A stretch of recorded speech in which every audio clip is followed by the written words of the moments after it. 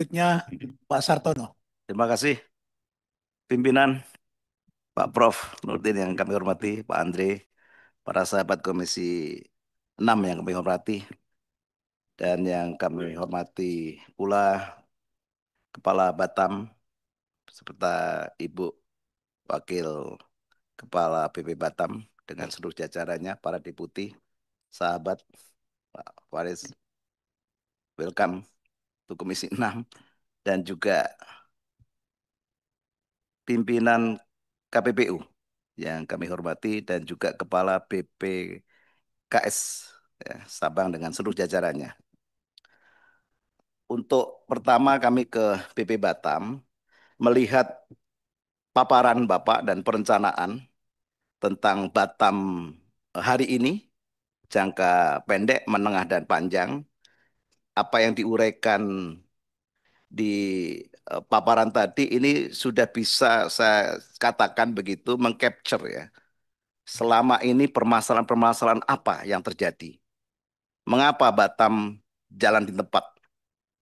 Tentu panjang dari waktu itu otorita menjadi apa itu perubahan reformasi menjadi desentralisasi. Nah, ini juga ada apa itu permasalahan-permasalahan tersendiri untuk itu. Nah, sekarang di kabinet ini baru ini saya melihat tentang tadi apa tentang program pertama ialah menjadikan Batam menarik tadi dikoreksi untuk menjadikan tujuan sebagai investasi. Tentu ini harus clear. Kalau mengurus izin berapa lama sih? Selama ini tadi Bapak sampaikan ada 1,5 tahun katanya. Ini bisa di capture 1 bulan atau apa 2 bulan, itu juga salah satu untuk bagaimana Batam menjadi new destination atau apa ya menjadi primadona lah untuk investasi. Dan saya yakin itu bisa dengan tim apa Dream ini. Jadi dreams come true begitu. Menjadikan Batam daerah tujuan investasi. Kita lihat juga di sini sudah diuraikan, tinggal bagaimana detailnya implementasi. Tidak gampang, tetapi apa bisa. Ini mendapatkan dukungan yang luar biasa, saya pikir oleh apa Presiden ya tentang terbitnya PP 25 juga PP 28 2025. Ini memberikan suatu sinyal yang luar biasa untuk ada proses perubahan yang radikal. Praktek-praktek selama ini terjadi yang menghambat dan menjadi image yang kurang baik, misalnya terjadinya ya peng-peng begitu, penguasa dan pengusaha misalnya, atau kong kali kong.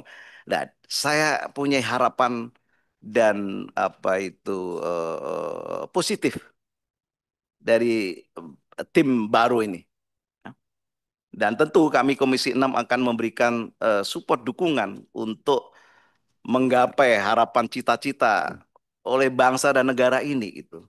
Batam itu daerah lain tidak terkenal sudah 20 tahun yang lalu sudah terkenal Pak Batam ini. Dan dengan Singapura ini kan deket ya. Ya minimal nanti program apa investasi yang tidak diserap oleh Singapura bisa di Batam karena Batam sudah siap infrastrukturnya, instrumennya ya dan mekanisme itu sudah transparan. Iklim investasi sudah jelas dan payung hukumnya juga apa pasti begitu, tidak berubah-ubah. Ini yang menjadi apa kekhawatiran dan permasalahan yang selama ini. Nah, kalau lihat dari paparan Bapak Ibu sudah tergambarkan di sini tentang ya harapan Batam juga bisa tumbuh menjadi apa itu di atas nasional lah. Ya, 10% misalnya. Itu yang pertama. Kedua tentu untuk menunjang hal tersebut harus dukungan tentang juga apa anggaran. Nah, ini saya pikir juga perlu apa disampaikan nanti. Saya pikir nanti dari Komisi 6 juga memberikan dukungan atau merespon harapan daripada anggaran yang dialokasikan untuk tercapainya daripada program untuk Batam ke depannya. Itu yang Yang pertama, yang jelas kami terima kasih begitu. Ini kita sudah bisa menjawab permasalahan-permasalahan yang selama ini kita juga dalam Panja Batam ini mendapatkan permasalahan apa yang disampaikan di dalam perencanaan Bapak. Terus berikutnya KPPU, Bapak, untuk KPPU ini tentu dengan pagu anggaran yang menurun begitu ya, yang tadinya 174 menjadi 162, tentu KPPU dapat memastikan eh, prioritas kasus yang tentunya kasus-kasus yang mempunyai impact ya terhadap ekonomi agar penindakan ini tepat sasaran dan efisien dari sisi penggunaan anggaran penanganan perkara. Nah, ini perlu dengan keterbatasan anggaran kita juga harus memiliki sistem prioritas lah kurang lebih begitu.